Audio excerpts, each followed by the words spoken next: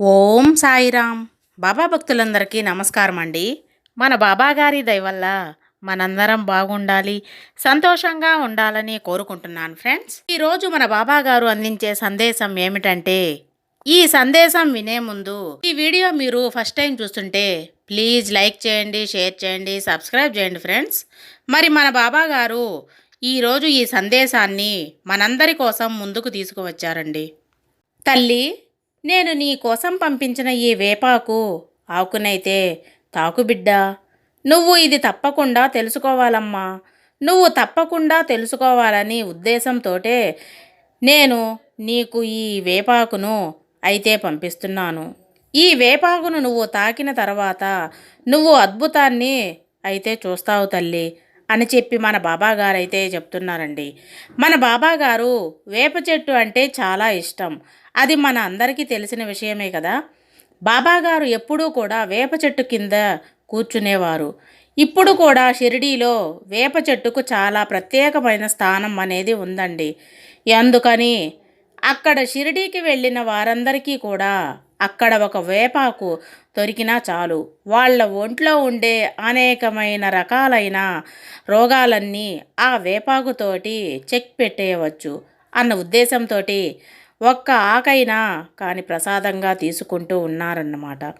అంత విశిష్టమైన వేపాకు ఉంది. మరి అటువంటిది ప్రసాదంగా మనకు ఎప్పుడన్నా దొరికితే ఆ వేపాకుని బాబాగారే మనకు స్వయంగా పంపిస్తున్నారు అని అర్థం. దీని వెనుక మన బాబాగారు చెప్పాలి అని అనుకుంటున్నాను కదా. ఆ విషయం ఏమిటో మనందరికీ కూడా ఈ చిన్న కథ ద్వారా అయితే తెలుసుకుందాం. ఒక ఊరు ఉందండి. ఆ ఊళ్ళో ఎప్పుడూ కూడా వారం వారం డ్రామాలు అనేవి జరుగుతూ ఉంటాయి. ఆ డ్రామాలు జరిగినప్పుడు అందరూ కూడా మేకప్ వేసుకుంటారు, లిప్స్టిక్ వేసుకుంటారు, జుట్టును కూడా చాలా అందంగా పెట్టుకుంటారు, రకరకాలైన ఆభరణాలు అనేవి వేసుకుంటూ ఉంటారు, మంచి మంచి దుస్తులు అనేవి వేసుకుంటూ ఉంటారు కదా. అయితే ఆ ఊళ్ళో ఒక కోతుల గుంపు అనేది తిరుగుతూ ఉంటుందన్నమాట. అయితే అందులో ఒక కోతి అయితే, అబ్బా ఎంత చక్కగా మనిషి జీవితం ఎంత బాగుందో కదా, రకరకాల బట్టలు వేసుకుంటున్నారు, ఆభరణాలు, ముఖానికి రంగులు వేసుకుంటున్నారు, పెదాలకు మంచిగా ఎరుపు రంగును వేసుకుంటున్నారు అని చెప్పింది. చాలా కుళ్ళుకుంటుందన్నమాట కోతి. మనసులో నేను మనిషిలాగా ఎందుకు పుట్టలేదు అని చెప్పి, కోతి కదండి, కోతి కోతి చేష్టాలనేవి మంచిగా ఉంటాయి. అయితే ఏమవుతుందంటే, ఆ లిప్స్టిక్ సామాను బాక్స్ ఏదైతే ఉంటుందో ఆ పెట్టెను తీసుకొని పరిగెత్తుతుంటూ ఆ లిప్స్టిక్లు అంటే ఆ బాక్స్లో ఏమైతే ఉన్నాయో మేకప్కు సంబంధించిన పౌడర్లు కానీ దువ్వాన్లు కానీ, ఒక తలకి ఒక విగ్గు లాంటిది ఉండదన్నమాట. జుట్టు మంచిగా విరబోసుకొని విగ్ అనేది ఒకటి ఉంది. ఆ విగ్గు, పెదాలకు వేసుకునే లిప్స్టిక్, గాజులు, బట్టలు ఇవన్నీ ఉన్నాయన్నమాట. ఆ బాక్సులో ఆ బాక్స్ తీసుకొని ఒక చెట్టు మీదకు వెళ్ళిపోయింది. దొంగతనం చేసి అయితే చెట్టు మీదకు వెళ్ళిపోయిన తర్వాత కోతి ఏం చేసిందంటే, పెదాలకి లిప్స్టిక్ వేసుకుందంట, ముఖానికి మంచిగా తెల్లగా పౌడర్ రాసుకుంటుంది, ఆ తలకేమో విగ్గును పెట్టుకుంటుంది, ఇక బట్టలైతే మంచిగా వేసుకుంటుంది, మెల్లగా ఒక పెద్ద గొలుసు అయితే వేసుకుంటుంది, ఇక కాళ్ళకి మంచిగా కడియాలు పెట్టుకుంటుంది, చేతులకు అయితే గాజులు వేసుకుంటుందన్నమాట. ఇవన్నీ వేసుకొని ఆ కోతులన్నీ గుంపుగా వస్తాయి చెట్టు మీదకి. ఆ చెట్టు ఈ కోతి ఏమో ఒక కొమ్మ వెనకాల దాక్కొని వాళ్ళకి సర్ప్రైజ్ ఇద్దామని చెప్పి బయటకు వచ్చి, వావ్, పెద్దగా కోతి అరుపులు అనేది ఉంటాయి, అరుస్తూ ఉంటుంది. ఒక్కసారిగా 50-60 కోతులు గుంపులుగా వచ్చి కోతులు కాస్త కూడా పరిగెత్తుకుంటూ వెళ్ళిపోయాయి చెట్టు దగ్గర నుంచి. అదేంటబ్బా, నేను ఇంతగా రెడీ అయ్యాను కదా, అయినా కూడా ఏంటో ఒక్క కోతి కూడా నన్ను మెచ్చుకుంటాయి అని అనుకుంటే ఇలా పరుగెత్తాయి ఏంటి అని చెప్పి మనసులో అనుకొని ఒక అద్దంలో చూసుకుంటుంది.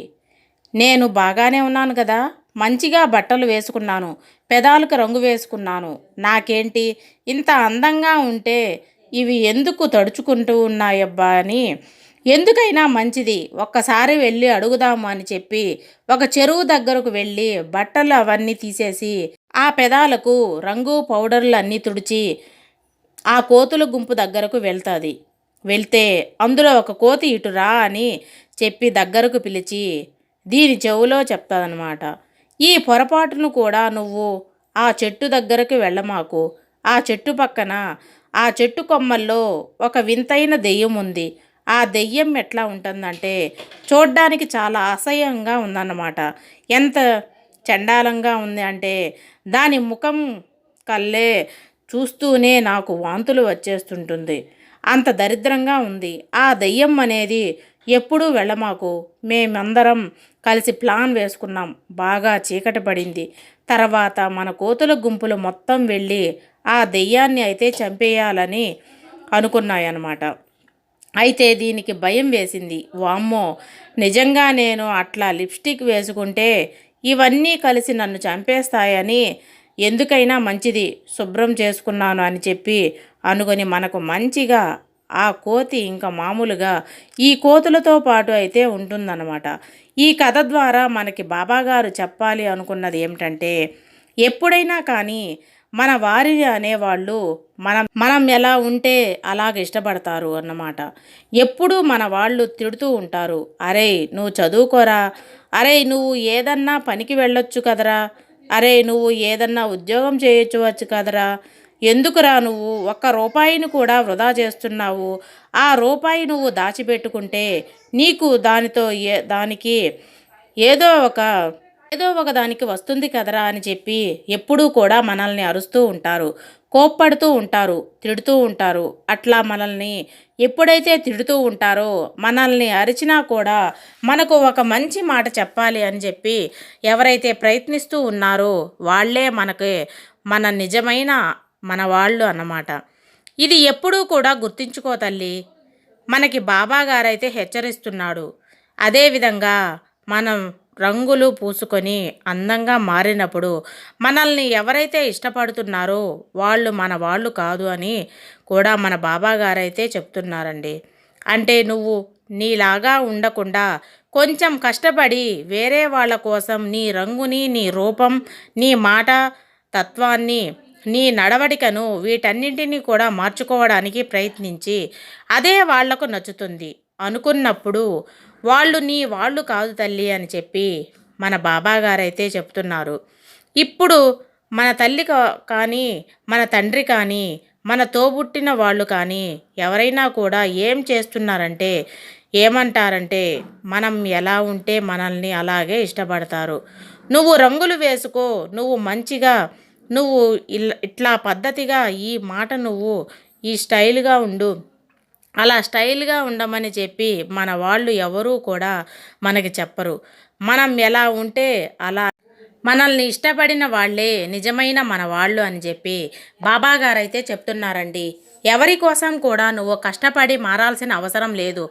నువ్వు నీలాగే ఉండు. నువ్వు నీలాగే ఉండి నీ నడవడికను నీకు కరెక్ట్గా అనిపించినప్పుడు ఆ నడవడికలోనే నువ్వు మార్గాన్ని ప్రయత్నించు.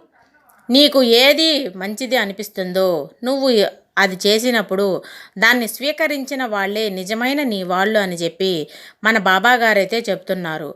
ఇంత గొప్ప నీతి అనేది ఈ కథలో ఉందన్నమాట. దీన్ని తెలుసుకున్నావు కదా, ఏ జన్మధన్యం తల్లి. నువ్వు ఎవరి కోసం కూడా మారాల్సిన అవసరం లేదు. ఎవరి కోసం కూడా నీ రంగు కానీ, నీ రూపు కానీ, నీ నడవడిక కానీ, నీ మాట కానీ ఏది కూడా మార్చుకోవాల్సిన అవసరం లేదు. నువ్వు కొంచెం చేదు మాటలు మాట్లాడినా కూడా, కొంచెం కష్టమైన మాటలు మాట్లాడినా కూడా వెళ్ళే నీ వాళ్ళు అని చెప్పి బాబాగారు చెబుతున్నారండి.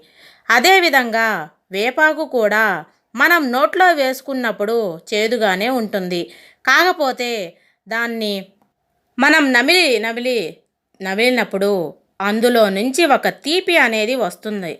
అదేవిధంగా మన వాళ్ళ మాటలు అనేవి మనకు చేదుగా అనిపించినా కూడా వాళ్ళ మాటలు మనం వింటూనే ఉంటాము. అందులో మనం గొప్ప విజయాన్ని సాధించాము అని చెప్పి మన బాబాగారైతే దానికి గుర్తుగా ఈరోజు ఈ వేపాకును పంపించి మనకి మంచిగా మనకు కళ్ళు తెరిపించే మాటలను అయితే మనకు చెప్తారండి. ఇలా మన బాబా గారు ఒక మంచి సందేశాన్ని మనకు అందించారండి.